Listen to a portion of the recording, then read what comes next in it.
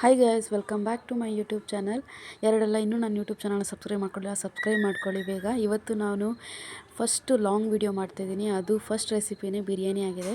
So ಅದಕ್ಕೋಸ್ಕರ first of all wait ಮಾಡ್ತಿರಂಗೆ ಬಿರಿಯಾನಿ ಮಾಡೋದಕ್ಕೆ ಫಸ್ಟ್ ಆಫ್ ಆಲ್ ನಾವು ಪೇಸ್ಟ್ ಮಾಡಬೇಕಿರೋದು ಶುಂಠಿ, ಬೆಳ್ಳುಳ್ಳಿ, ಕೊತ್ತಂಬರಿ, ಪುದೀನ ಆ್ಯಂಡ್ ಸ್ವಲ್ಪ ನಿಮಗೇನಾದರೂ ಸ್ವೀಟಿ ಆಗಿರಬೇಕು ಅಂದರೆ ಸ್ವಲ್ಪ ಬಾದಾಮ್ ಹಾಕಿ ನೀವು ಮಿಕ್ಸ್ ಮಾಡ್ಕೊಂಡು ಮತ್ತು ಚಿಕನ್ ತೊಳೆದು ಸಪ್ರೇಟಾಗಿ ಒಂದು ಕಡೆ ಇಟ್ಟು ಆನಿಯನ್ನು ಸ್ವಲ್ಪ ಜಾಸ್ತಿನೇ ತೊಗೊಳ್ಳಿ, ಈರುಳ್ಳಿ ಸ್ವಲ್ಪ ಜಾಸ್ತಿ ಇದ್ರೇ ಚೆನ್ನಾಗಿರೋದು.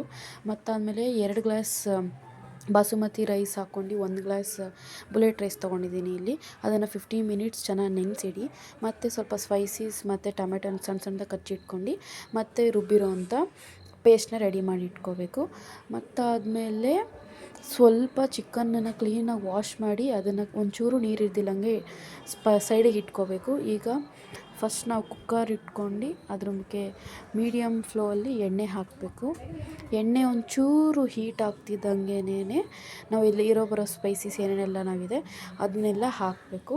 ಅದು ಸ್ವಲ್ಪ ಎಣ್ಣೆಯಲ್ಲಿ ಫ್ರೈ ಆಗಬೇಕು. ಅದಾದಮೇಲೆ ಈರುಳ್ಳಿ ಹಾಕಬೇಕು. ಈರುಳ್ಳಿ ಚೆನ್ನಾಗಿ ಫ್ರೈ ಆಗಬೇಕು. ಚೆನ್ನಾಗಿ ಫ್ರೈ ಆದಾಗೆ ನಮಗೆ ಟೇಸ್ಟ್ ಅನ್ನೋದು ಸಿಗೋದು.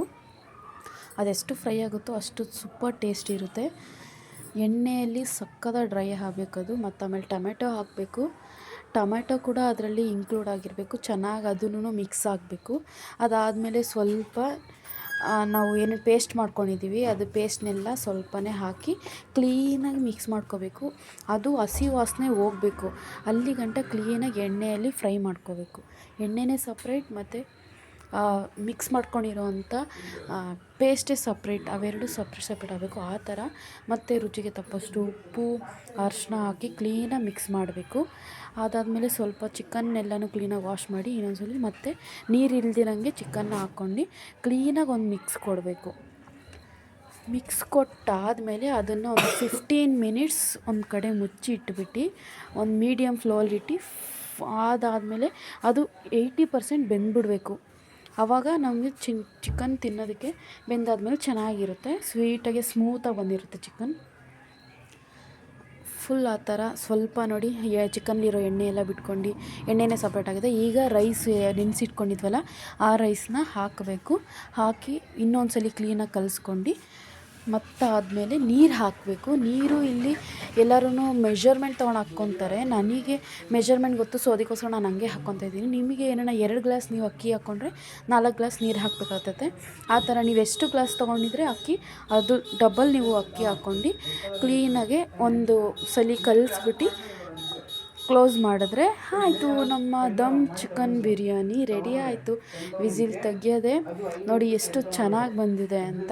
ಒಂಚೂರು ಸೀದಿರಂಗೆ ಎಷ್ಟು ಸ್ಮೂತಾಗಿ ಬಂದಿತ್ತು ಅಂದರೆ ತಿನ್ನೋಕ್ಕಂತೂ ಅದೃಷ್ಟ ಮಾಡಿರಬೇಕು, ಸ್ವರ್ಗನೇ ಅನ್ನೋ ಥರ ಇತ್ತು. ಕ್ಲೀನಾಗಿ ಆ ಥರ ಕಲಿಸ್ಕೊಂಡು ಮೇಲೆ ಕೆಳಗಡೆ ಎಲ್ಲ ರೈಸೆಲ್ಲ ಕ್ಲೀನಾಗಿ ಕಲಿಸ್ಬಿಟ್ಟು ಮತ್ತು ಆಮೇಲೆ ಪ್ಲೇಟಿಂಗ್ ಮಾಡ್ಕೊಂಡು ಆರಾಮಾಗಿ ತಿನ್ನಿರಿ. ತಿಂದವರೆಲ್ಲ ಇವತ್ತಂತೂ ಸೂಪರ್ ಅಂತಂದರು. ನೀವು ಇದೇ ಥರ ಈಸಿಯಾಗಿ ಮನೆಯಲ್ಲಿ ಚಿಕನ್ ದಮ್ ಬಿರಿಯಾನಿನ ಮಾಡ್ಕೊಂಡು ಆರಾಮಾಗಿ ತಿನ್ನಿ. ಮತ್ತು ನೆಕ್ಸ್ಟ್ ವೀಡಿಯೋದಲ್ಲಿ ಇನ್ನೂ ಲಾಂಗ್ ವೀಡಿಯೋದಲ್ಲಿ ಸಿಗೋಣ. ಇನ್ನೂ ಯಾರೆಲ್ಲ ನಮ್ಮ ಚಾನಲ್ನ ಸಬ್ಸ್ಕ್ರೈಬ್ ಮಾಡ್ಕೊಂಡಿಲ್ಲ ಸಬ್ಸ್ಕ್ರೈಬ್ ಮಾಡ್ಕೊಳ್ಳಿ, ಲೈಕ್ ಮಾಡಿ. ಯಾರಿಗೆಲ್ಲ ಈ ಬಿರಿಯಾನಿ ಇಷ್ಟ ಆಯಿತು ಲೈಕ್ ಮಾಡಿ, ಶೇರ್ ಮಾಡ್ತೀರಾ ಅಂದ್ಕೊಂಡಿದ್ದೀನಿ. ನೆಕ್ಸ್ಟ್ ವೀಡಿಯೋದಲ್ಲಿ ಸಿಗುವ. ಬಾಯ್ ದೊಡ್ಡಬಳ್ಳಾಪುರ.